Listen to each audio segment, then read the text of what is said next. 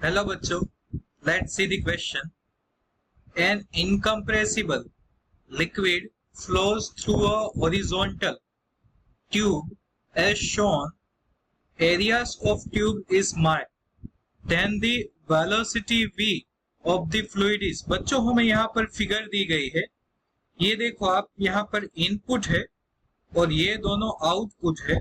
हमें वेलोसिटी और area respectively दिए गए हैं. हमें ये लास्ट वाली वेलोसिटी v फाइंड करनी है बच्चों.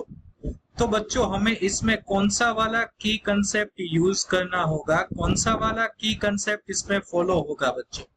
तो बता देता हूँ की कंसेप्ट कौन सा आएगा बच्चों. तो वो आएगा कंटिन्यूटी इक्वेशन. क्या आएगा? Continuity equation. कंटिन्यूटी इक्वेशन क्या है बच्चों? तो जो फ्लक्स, वॉल्यूम फ्लक्स होता है, और we can say that flow rate input is equal to flow rate output.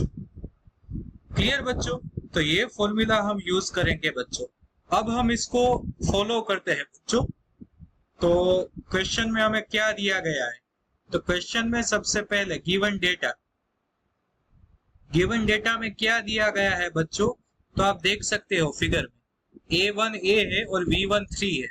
सो यहाँ पर मैं लिख देता हूँ A1 is equal to A and V1 is equal to 3 metre per second. दूसरी चीज बच्चों, इसे हम नाम दे देते हैं. ये जो है ये 1, ये जो है ये क्रॉस सेक्शन 2 और ये वाला 3.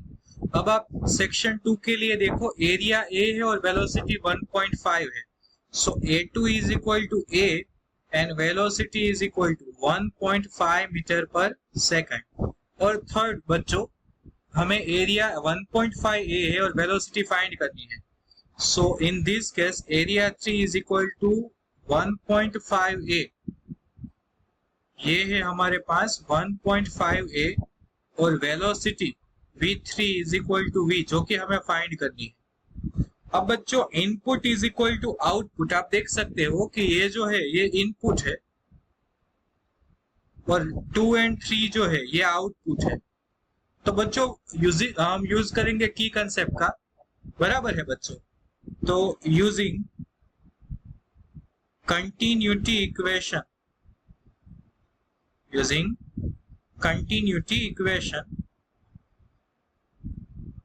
continuity equation, we can say that input flow rate is equal to output flow rate.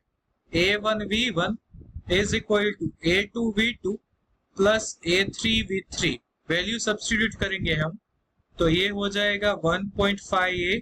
A2 V2 का मल्टीप्लीकेशन करोगे, सॉरी जो लेफ्ट साइड है बच्चों ये आ जाएगा 3 A.